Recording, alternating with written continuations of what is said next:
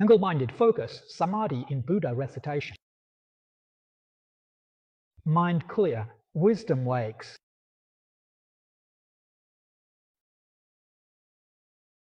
Great strength Bodhisattva spoke.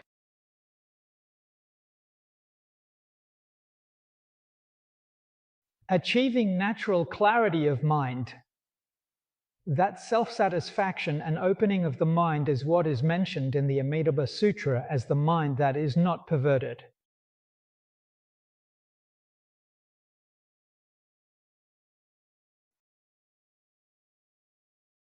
All the effort truly lies in diligence, in carefully delving deeply into a single practice. In training courses, we promote specializing in one subject, and when we set up a Buddhist college, it will focus on one subject. If we run our Buddhist college just like any other Buddhist college or regular school, then we are following the same path as them, and the outcome will be the same as theirs. In that case, there's no point in doing it at all. All our energy and time would be wasted. What's the point of doing this then?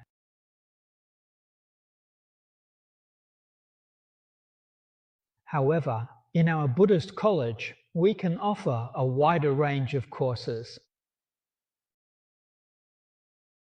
But once you've chosen a course, you should focus deeply on that one subject.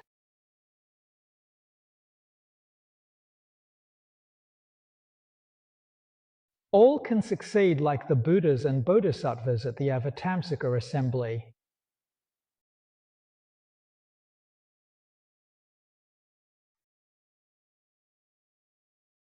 This way, a Buddhist college will truly achieve something, and after graduation, will have produced many, many Bodhisattvas. In today's terms, an expert.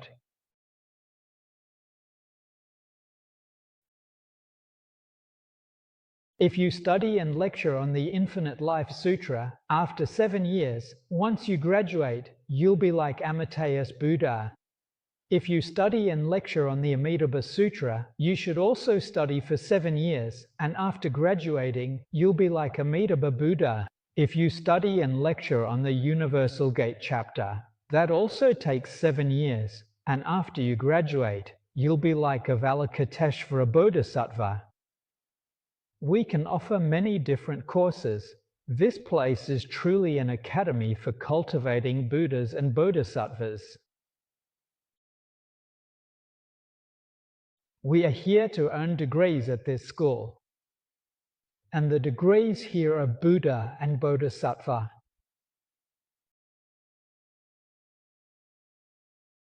As long as you dedicate yourself wholeheartedly to one path and persevere, you'll definitely be able to earn that degree.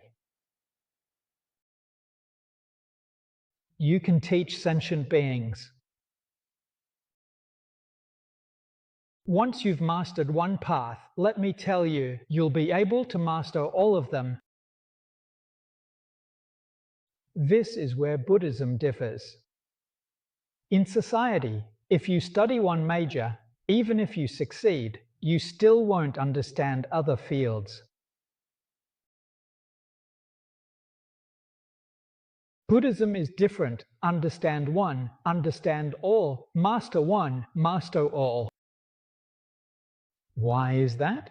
Buddhism is knowing yourself and seeing your true nature.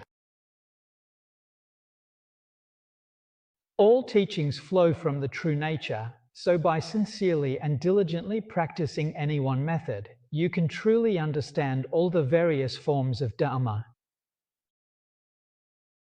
After all, every form of Dharma arises from the true nature.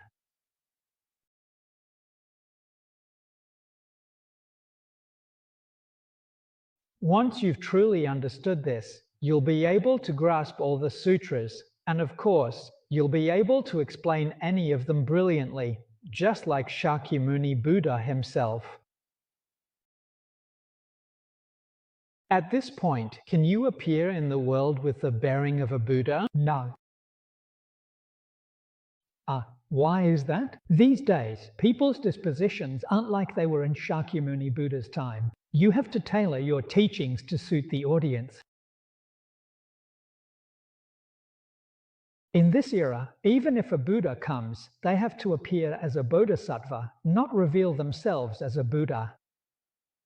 A Buddha is a true all-rounder and can teach any sutra. A bodhisattva, on the other hand, is a specialist, not a generalist. They only teach one sutra.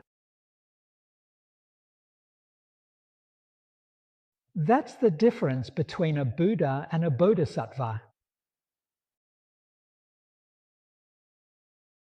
You need to think through.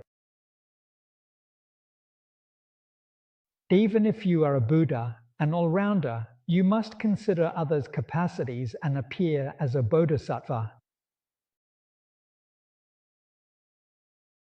When you urge others, tell them be diligent.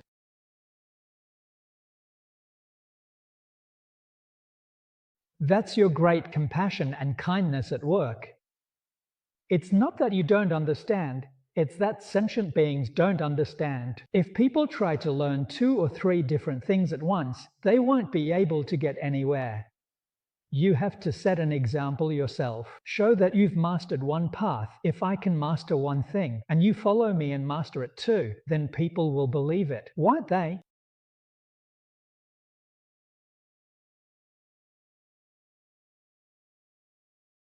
From this, we can truly appreciate that Buddhas and Bodhisattvas have boundless compassion, and their care and love for sentient beings is absolutely meticulous. They demonstrate all sorts of examples to serve as role models for sentient beings. They encourage sentient beings to be diligent.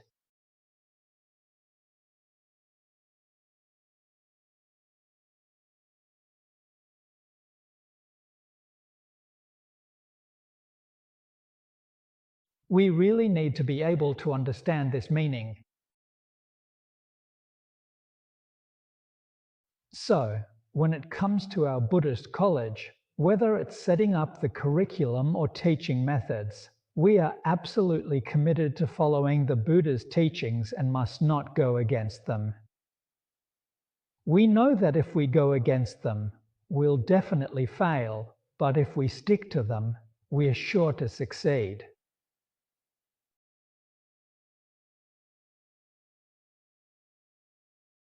I hope all in practice gain from cultivation, and that you can genuinely attain the learning of a bodhisattva. Our Buddhist Academy is successful.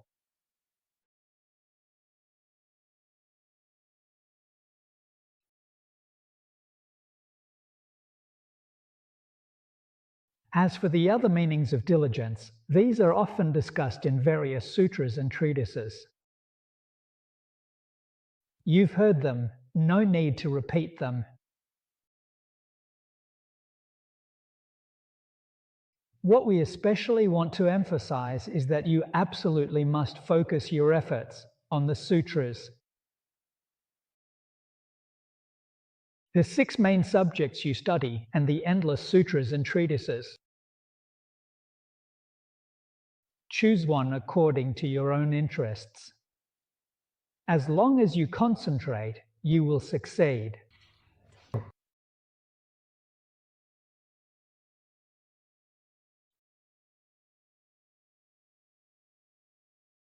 All the other Mahayana and Theravada sutras and treatises, as well as worldly classics, can be used as references or supplementary materials.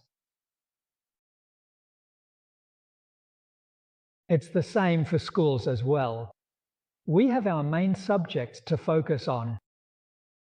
You must make a clear and definite distinction between your main studies and your supplementary studies. This sutra, without a doubt, can help me with the course I am majoring in.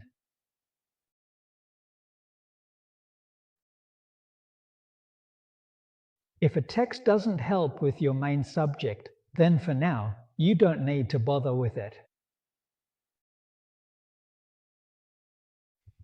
You must absolutely concentrate all your energy and time.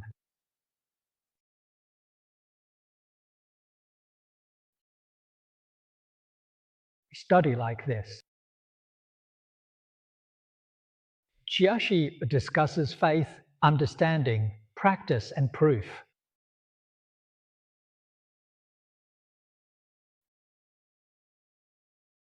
Faith insight.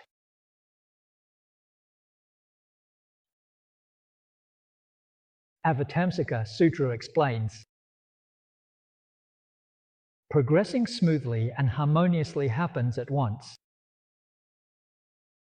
Although there's an order, everything is interconnected. One is all four, and all four are one. Only then can we attain true enlightenment. If you try to split it into four separate parts, it becomes difficult.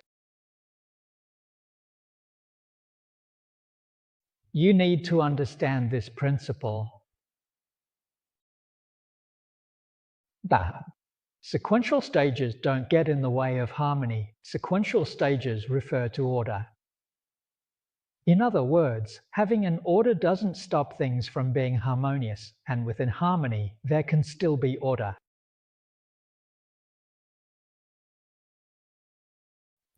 This principle is discussed a lot in the Avatamsaka Sutra, especially regarding the four stages. Once we understand this, we will know how to practice.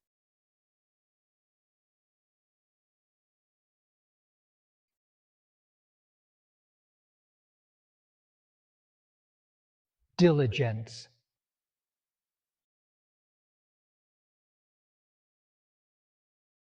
Then we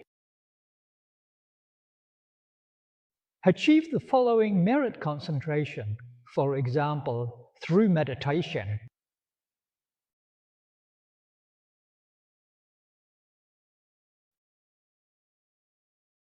Before we talked about the perfection of patience. Patience is actually the skillful means that leads to meditative concentration. Think about it. If you can't even be patient, how could you possibly achieve concentration? So, by combining patience with diligence, you'll be able to attain concentration. Concentration is truly something you can benefit from.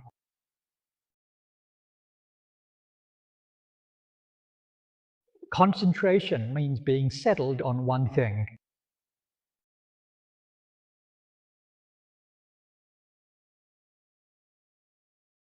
But this one isn't about being exclusive, or the only one, or being alone. In this context, it's about gently allowing all things to simply be as they naturally are. The Buddha's Dharma unites.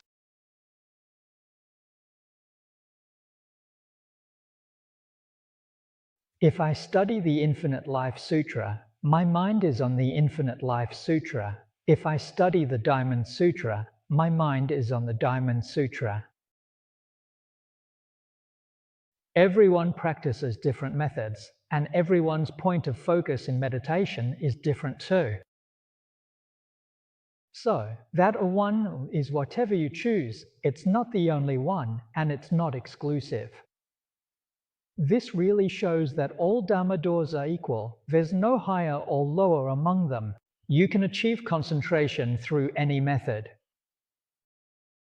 Let us remember, concentration is samadhi, and it's only from samadhi that true and profound wisdom gradually arises, unfolds, and ultimately blossoms within us.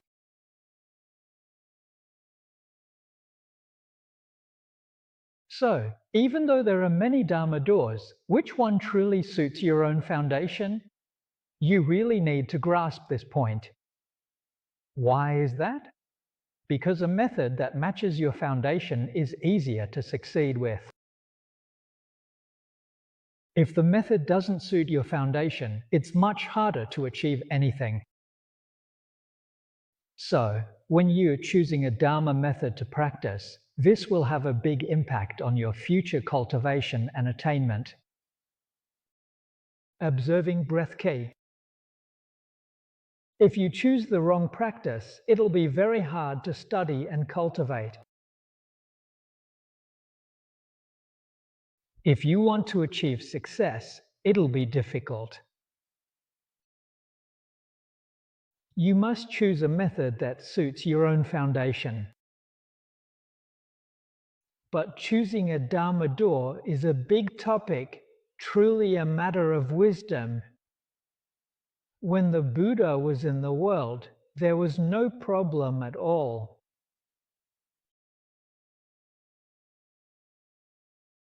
The Buddha attained perfect and complete wisdom. Any sentient being who approached the Buddha could see and completely understand their disposition. The Buddha knew all about their past lives, life after life. All karma the Buddha knew all. So he could truly prescribe the right remedy, and the cure would be immediate. This teaching's miracle. After the Buddha's nirvana, there were some dedicated disciples who practiced and were able to attain enlightenment, including bodhisattvas, arhats, and pratyekabuddhas. They also possessed the ability to carefully observe their breath, but the enlightenment they attained was not the ultimate and complete enlightenment.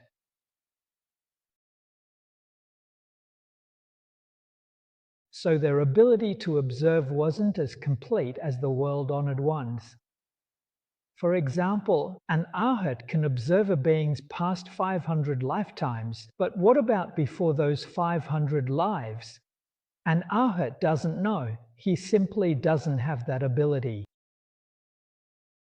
He can understand your situation within the most recent 500 lives, so his teachings are still quite miraculous. It's just not as complete and perfect as the Buddha's, but it's still pretty impressive. But what about today? The good teachers we meet who teach the sutras are ordinary people. Don't say you don't even know about your past life. What about your current life? For example, if you're 30 years old this year, I wouldn't know anything about what happened before you turned 30, what you studied, what you did. I have no idea. So how can the teachings really suit your needs? This is the difficulty faced by ordinary people. It's like a doctor seeing a patient but knowing nothing about their medical history. Why do they have this illness? They don't even know how long you've had it. They look at your condition and prescribe medicine. It's trial and error. They worry something might go wrong. Then there are some who are a bit reckless and just give you medicine without a care. If they get the prescription wrong, the person might end up going a bit mad from learning Buddhism. We just don't have the wisdom eye of the Buddha to see through things. You see it everywhere. So many young people, really bright, did well in school, graduated from uni, even got their master's or PhD. But after a year or two of studying Buddhism, they end up with a mental breakdown. It's such a shame. Their whole future is ruined. And why is that? Because the doctor prescribed the wrong medicine. You know. The method didn't match the illness. It's ruined people's lives and bodies.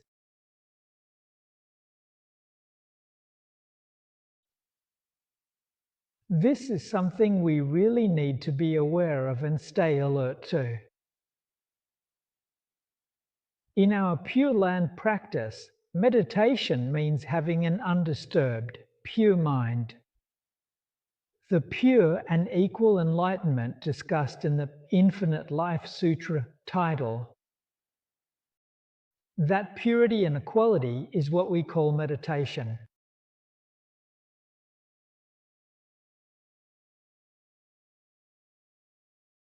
Purity and equality are things you have to work at. It's not like you can just carry a pure and equal mind with you every day. If only it were that easy. So, what exactly is purity? It means not being tainted by anything, whether it's worldly matters or things beyond this world.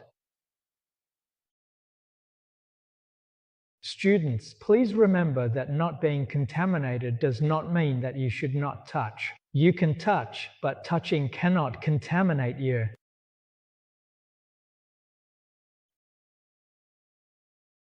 There's a saying in the Zen tradition that puts it well: passing through a field of 100 flowers, not a single leaf sticks to you.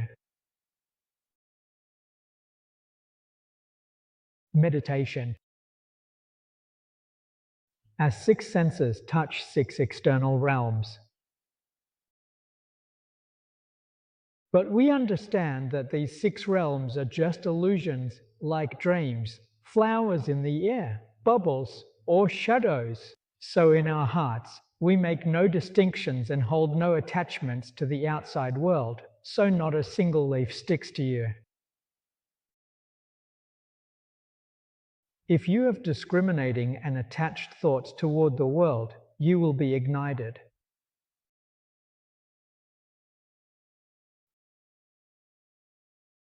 You don't have set method.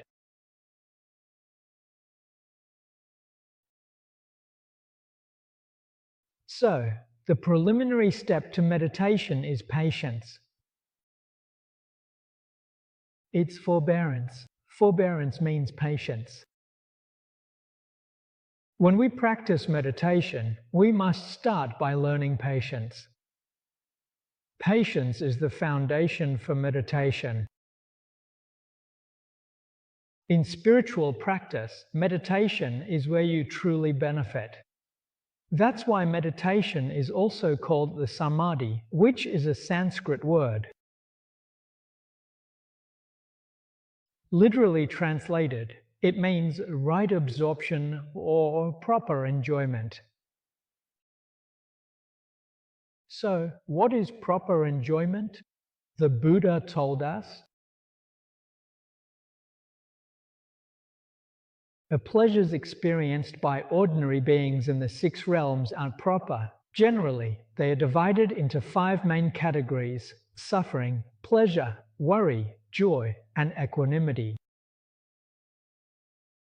These are the experiences of beings in the six realms. The body feels suffering or pleasure, the mind feels worry or joy. When the body feels neither, and the mind feels neither, it is equanimity. So, in total, there are five main types of experiences. So what is a right absorption? It's when none of these five experiences are present.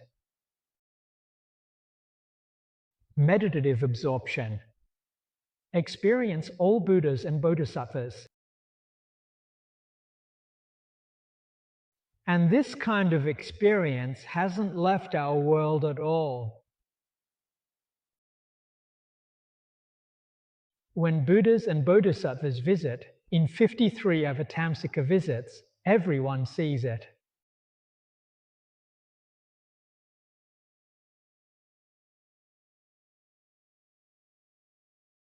These 53 good spiritual friends, they come from all walks of life, men and women, young and old, some who have retired from the world.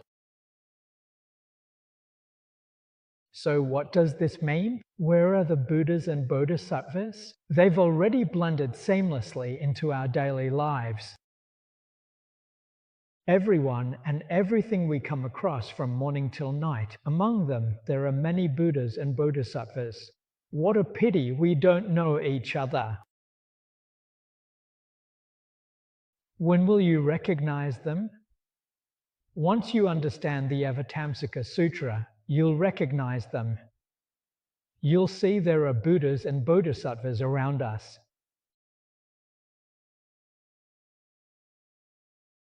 And that's the truth. People seen as Buddhas, Bodhisattvas in life have different joy.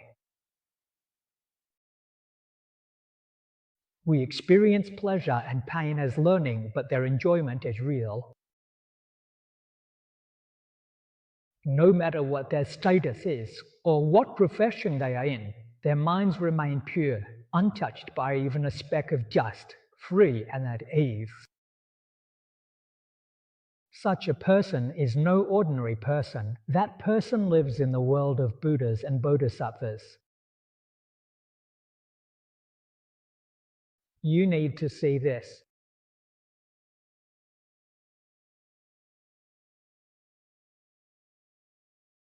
And you need to make good use of your six senses.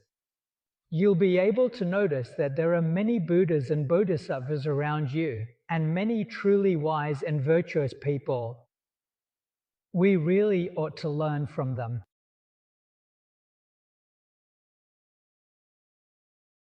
Another meaning of canopying the heavens is to be the master of oneself. When you have mastery in your heart, you won't be swayed by external circumstances. This is the power of concentration.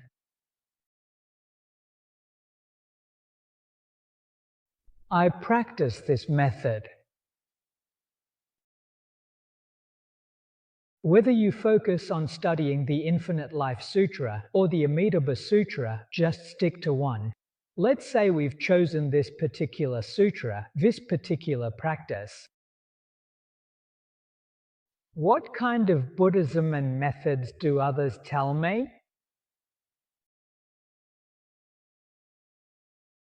I'll still treat them with deep respect, but I absolutely won't change my commitment to sticking with one path all the way through. This shows that your mind is steady and you're in control.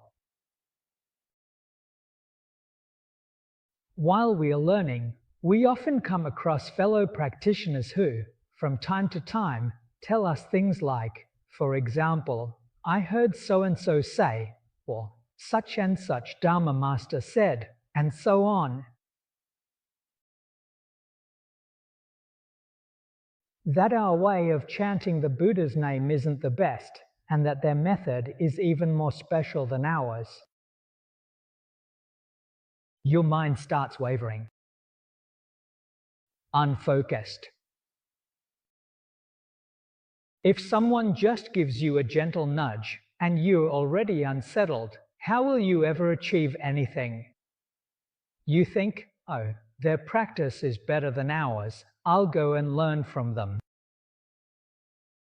Later, you meet someone with a better method. You go.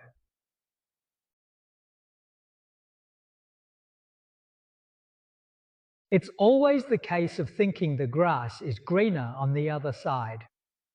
You spend your whole life constantly switching practices, and in the end, you won't master a single one.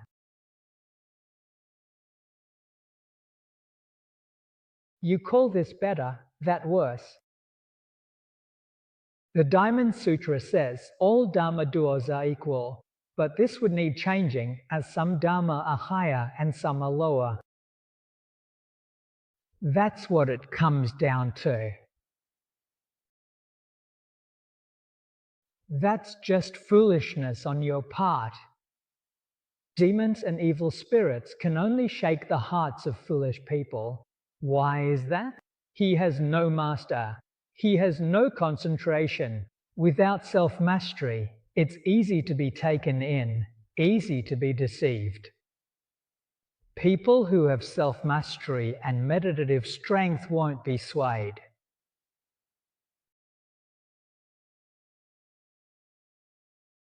This is something you all really need to study carefully. Contemplation Sutra Buddha of Infinite Life Fourfold Commentary is Master Shandao's note.